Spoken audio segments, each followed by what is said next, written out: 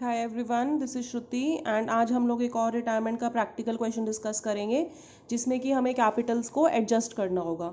So basically this topic is related to adjustment of capitals and when the question is given in paragraphs. देखिए, एक बार pause करके आप question पूरा note कर लीजिएगा, उसके बाद आपको कन्वीनियंस हो जाएगी आंसर करने में. So let us start with the question. Question क्या कह रहा है? A B C पार्टनर्स थे, उनकी प्रॉफिट शेयरिंग रेशो थी 2:2:1 and A is getting retired.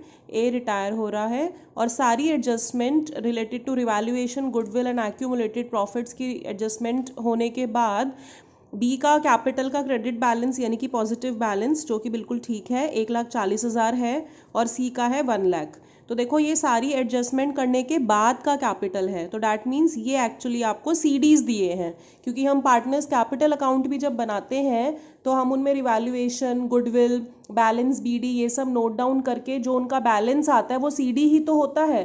तो यही तो कह रहा है ये कि सारी एडजस्टमेंट करने के बाद का बैलेंस ये है. तो actually these are the CDs that are being given. Okay, उसके बाद क्वेश्चन कह रहा है कि ये डिसाइड किया गया कि बी और सी का कैपिटल उनकी प्रॉफिट शेयरिंग रेशो में करना है.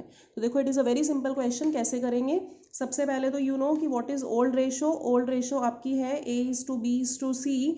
ओल्ड रेशो आपकी है 2:2:1, जिसमें A is getting retired and question और रेशो के रिगार्डिंग क्वेश्चन साइलेंट है, तो न्यू रेशो आपकी 2:1 बन जाएगी between B and C. And since gaining ratio के रिगार्डिंग भी हमें कुछ मेंशन नहीं है, तो गेनिंग रेशो भी आपकी बी और सी के बीच में 2:1 हो जाएगी.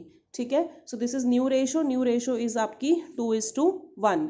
और उसके बाद क्वेश्चन कह रहा है कि इनके कैपिटल जो हैं बी और सी के कैपिटल जो हैं उनकी प्रॉफिट शेयरिंग रेशो में लेकर आने हैं आपको. देखो कैसे करेंगे.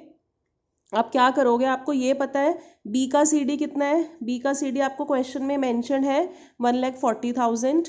सी का सीडी आपको क्वेश्चन में मेंशन है कितना, 1 लाख. ठीक है, दोनों का मिला के टोटल कैपिटल कितना हो गया? दोनों का मिला के टोटल कैपिटल हो गया 2,40,000. और ये 2,40,000 को आप क्या करोगे, 2:1 में डिस्ट्रीब्यूट कर दोगे. हमने क्या किया, दोनों के सीडी को टोटल किया और जो टोटल आ गया हमने उसको क्या किया, 2:1 में डिस्ट्रीब्यूट किया. तो बी का कैपिटल डैट मीन्स अब होना कितना चाहिए, कैसे निकालेंगे. बी का कैपिटल होना चाहिए 2,40,000 का 2/3, जो कि आपका आ जाएगा 1,60,000.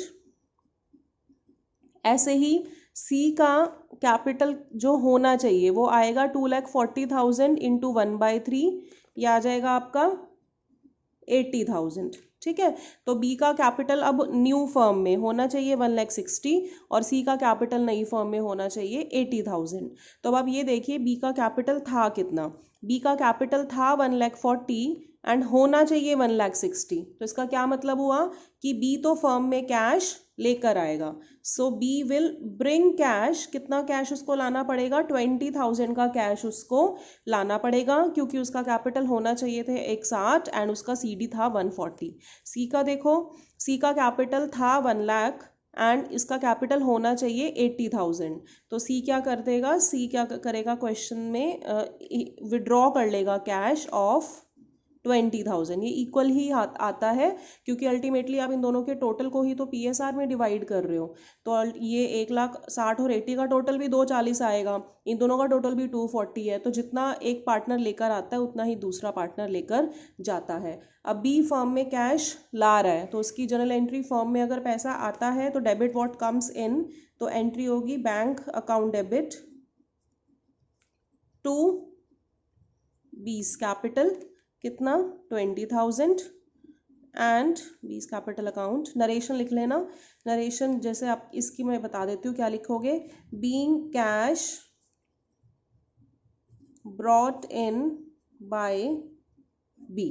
ऐसे ही सी फर्म से पैसा विड्रॉ करेगा तो उसकी जनरल एंट्री हो जाएगी उल्टी, opposite entry. C's capital account debit to bank account 20,000. Narration में आप लिखेंगे being cash withdrawn by C. ठीक है, वेरी इजी क्वेश्चन। जो दोनों के सीडी का टोटल आया है उसको प्रॉफिट शेयरिंग रेशो में डिस्ट्रीब्यूट कर दिया, फिर हमने देख लिया कि कोई किसको पैसे लाने हैं किसको लेकर जाने हैं, और उसके हिसाब से हमने जर्नल एंट्री पास कर दी। और ये क्वेश्चन में सीडी कैसे मेंशन है ये कैसे आपको पता लगा, क्योंकि क्वेश्चन में गिवन था कि सारी एडजस्टमेंट्स करने के बाद उनके कैपिटल के बैलेंस आए हैं 1,40,000 एंड 1 लाख। गेनिंग रेशो का क्वेश्चन में कोई भी यूज़ नहीं है, क्योंकि हमें क्वेश्चन में कुछ और भी कुछ करना ही नहीं है, सीधे सीधे सीडीज ही हमको मेंशन्ड है। Okay, thank you so much for watching.